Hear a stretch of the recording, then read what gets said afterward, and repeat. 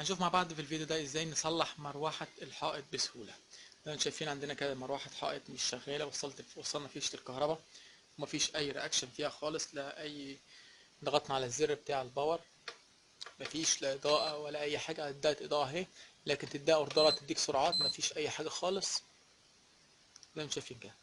هنشوف مع بعض الفيديو ازاي نصلحها ونرجعها تشتغل زي تمام زي الاول، ونرجعها كانها جديده تمام. في الاول بدعوكم تضغطوا على زر اشتراك اسفل الفيديو، وتضغطوا على علامه الجرس اللي هي جنب كلمه اشتراك عشان يوصلكم اشعار بكل الفيديوهات الجديده اللي هنعملها. واضح كده ان المروحه بقالها فتره طويله محدش استخدمها، لان كميه التراب عليها كتيره جدا زي ما احنا شايفين كده. هبتدي اول حاجه قبل ما اشتغل انضف التراب ده عشان ما يتعبنيش او ما يعوقنيش في الشغل. بعد ما نضفناها من التراب خلينا شكلها كويس بحيث نعرف نشتغل على نظافه تمام. هنبتدي اول حاجه نحل الغطا اللي هو من ورا هنا، وهنخلع الوش زي ما احنا شايفين كده تمام. زي ما احنا شايفين كده هنبتدي الشغل صح. يعني حوالي 90% من مشاكل المراوح بتكون سببها، يعني بنتكلم عن المشكلة بديهية، او زي مثلا نقول لك ايه، آه لو انت شفنا اول حاجة ان احنا سلك الكهرباء مفيش اي مشاكل، سليم مفيش مقطوع مفيش اي حاجة، ودليل على ذلك انها نورت اول حاجة. طبعا على القناه لو حبيت في حد ممكن يقول لي انا عندي مشكله في المروحه بتاعه الحائط، في اللي يقول لي عندي مشكله في مروحه ستاند، في اي مشكله عندك في المروحه ادخل على القناه عندي هتلاقي حلول لكل مشاكل المراوح او اي حاجه تانية. عندي اعطال كتير جدا بنصلحها ونشوف طريقه حلها بسهوله جدا. طبعا انا كان عندي برضو زي ما احنا شايفين كده المروحه بقى لها فتره، واضح ان بقى لها فتره طويله جدا ما اتنفضتش او عليها تراب مركونه او بقى لها فتره ما حدش استخدمها. فطبعا انا بحل الجزئيه كامل جميله طبعا، واحل الجزئيه دي وانفضها من التراب اخليها بحيث انها ترجع كمقوله، هرجعها جديده زي ما كانت. هلاقي هنا زي ما شايفين كده الرباط بتاعها، بحل النظيفه او المبلله بميه وامسح كل التراب اللي عليها وانضفها، وابتدي اركب الوش زي ما شايفين كده، واربط على السلك او الجفيز اللي هو الحمايه اللي هنا ده كده بالمفك. خليكم معانا. دلوقتي أعزائنا المشاهدين، احنا جات لنا المروحة دي فيها عطل. عطلها ايه؟ الموتور ما بيزنش ولا فيه أي حركة ولا وصلها أي كهرباء. فاحنا المفروض دلوقتي بنشخص العطل وبنعرفه فين وبنصينه وبنصلحه ونشغلها ايه، زي الجديدة. أولا طبعا زي ما انتم شايفين احنا فكينا الموتور. طبعا خطوات فك الموتور سهلة، شرحناها قبل كده في المروحة البوكس أكتر من مرة، وشرحناها في مراوح تانية كتير ازاي بنفك الموتور. فدي بقت حاجة سهلة علينا ازاي نفك الموتور. ثانيا ازاي بنشخص العطل بتاعها. حضراتكم دي مروحة بالريموت، دي الدايرة بتاعتها كاملة، البودي اللي قدام الشكل كده تمام. زي ما بتشتغل زراير تاتش بتشتغل ريموت. فاحنا دلوقتي المفروض بنعمل ايه؟ بنشخص العطل بتاعها. عامة في شغلنا لازم بيكون عندنا سيريال، بيكون عندنا سيريال اللمبة اللي بالمفتاح وكده بنشتغل عليها. السيريال بتحدد لنا الأعطال ايه. أولا بنفصل الكابل الأسود، السلك الأسود في البوردة، البوردة اللي طالع منها كذا سلك. ناخد الأسود لأن هو الأسود اللي ايه كهرباء بتاع موتور المروحة. أول حاجة بنربط سلك السيريال كده. خلي بالنا يا جماعة من خطورتها لأن دي خطر، دي خطر كهرباء. ما ننصحش بالتعامل معاها، تعاملوا بحذر يعني. بنيجي هنا نحدد 3 سرعات اللي هو الأصفر والأحمر والأبيض. دول ال3 سرعات على البوردة هنا، بيكونوا هنا على البوردة نفسها مرقمين. سويتش عبارة عن يعني المفتاح.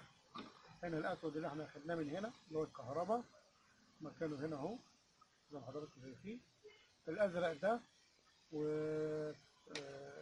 الأزرق والبني دول تبع الجريل اللي بيخليك يمين شمال ويمين. ملناش دعوة بيه. احنا دلوقتي هناخد الأسود والأصفر والأحمر والأبيض اللي هم اللي جنب بعض دول أهو. ما بناخدش الأزرق التاني ده، لا احنا هنا حددنا حضراتكم أهو سويتش. دول ال3 سرعات بتوع الموتور، وبنلاقيهم طالعين من كابل المروحة نفسه العمومي. الكابل العمومي طالعين الأسلاك بعينها جايين من الكابل العمومي، ده كابل الكهرباء العمومي. لا انا اسف، انا قلت دول تبع الجريل، لا دول الكهرباء العمومي، كابل الفيشه العمومي. انا قلت دول الجريل، اسف للخطا ده، دول كهرباء عمومي، كهرباء الكابل اللي بيتحط في الفيشه. تمام. عندنا الجريل مسؤول عنه الجريل اللي هو ده، وفرده تاني معانا بتبقى داخله على الاسود، مش موجوده دلوقتي لان هي ايه، داخله على المنطقه. احنا الاول اخذنا الاسود، فتحنا الكهرباء، ونبدا نقيس اللي على الابيض، اللمبه ما نورتش، نقيس على الاحمر، اللمبه ما نورتش، الاصفر كذلك مفيش كهرباء. كده الموتور قاطع معانا، مفيش كهرباء داخله خالص للموتور. شكل الموتور سليم، ما يوحيش انه محروق، مفيش اي سلوك متقطعه منه، ما خدش اي صدمه عشان نقول ده عيب فيه باين، لان برضه احنا بنفرز الموتور الاول اسلاكه اتخبط اتبطح كده كده، لازم بنعرف اسمها بطحه او تعويره فيها.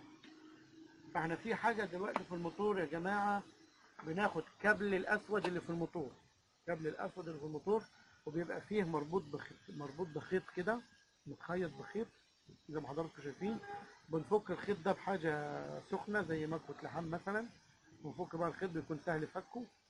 فاحنا شلنا الخيطان دي، فكيناها زي ما حضراتكم شايفين، قطعناها من بره مش من جوه، من بره كده. والاشياء والاجزاء اللي هي سهله تتشال شلناها، واللي مش سهله تتشال سيبناها مكانها عشان ما نعورش الموتور. في السلك الاسود ده بيكون فيه فيوزه زي دي، الفيوزه دي بتكون ضربه بوصله فيها سلكين، فرده هنا وفرده هنا. الفيوزه دي بتكون ضربه، قليل اللي بيوصل لها قليل اللي بيعرفها، فهي بتكون واصله فرده في الاسود، وفرده داخله على الموتور تاني. فدي مع سخونه المروحه ومع انها ما اشتغلتش وبتزن كتير وما بتشتغلش في الاول، دي ضربت. فاحنا زي ما حضراتكم شايفين فتحنا الفتل، الخيطان الخيط، وفتحنا الكابل الاسود السلك الاسود، وطلعنا الفيوزه دي وقصيناها، قصينا الفرده اللي كانت واصله في الاسود وركبنا في الفرده الثانيه وربطناهم مع بعضيهم زي كده، وصلنا الفرده الاسود مكانها.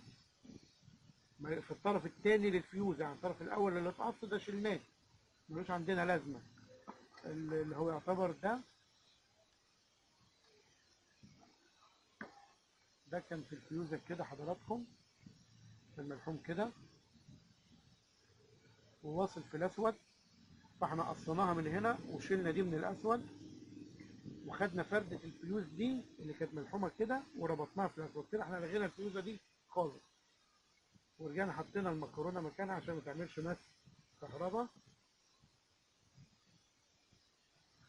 تمام كده اوكي. كده هنجرب على السريع اللي احنا عملناه. نركز هنا، نوصل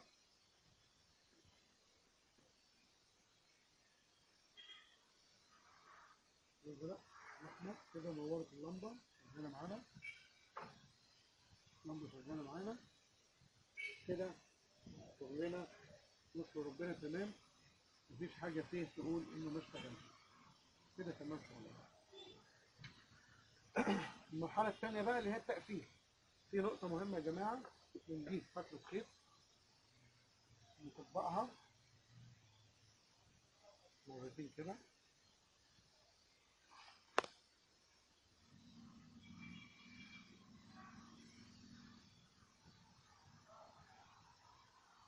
وبحاجه رفيعه نعديها،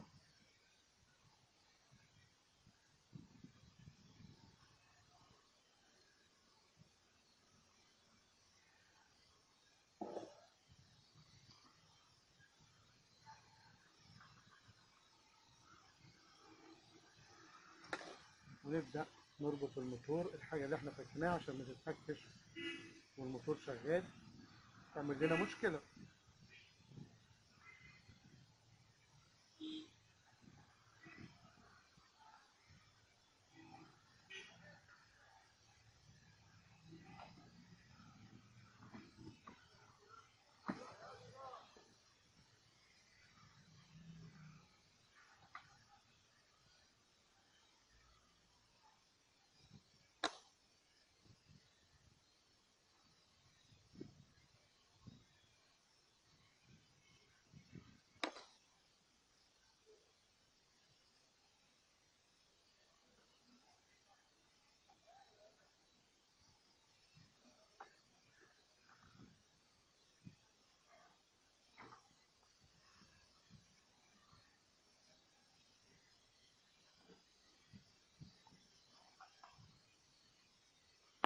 نبدأ نجمع الموتور زي ما كان.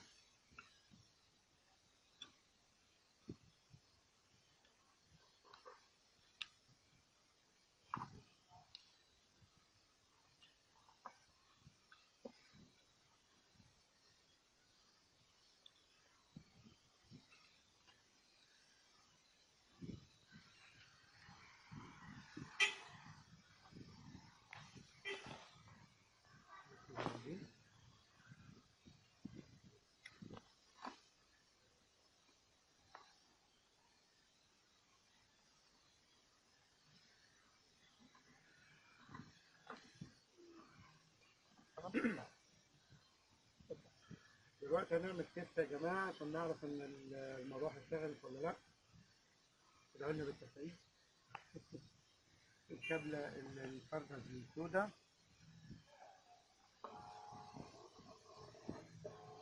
كده اشتغلت معانا المروحة تمام. نكمل بقى تقسيم شغلنا.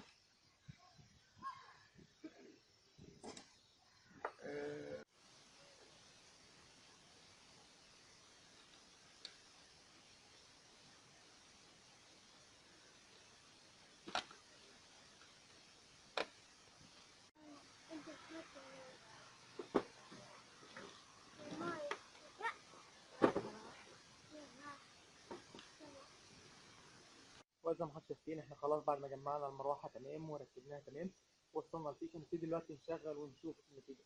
هبتدي ادوس على زر اون. السرعه الاولى اشتغلت معايا المروحه تمام وبتدي هواء قوي جدا. اجرب السرعه 2، هواء اقوى. السرعه 3 زي ما حضرتك شايفين كده المروحه بقت تمام وبيدي هواء منعش خالص.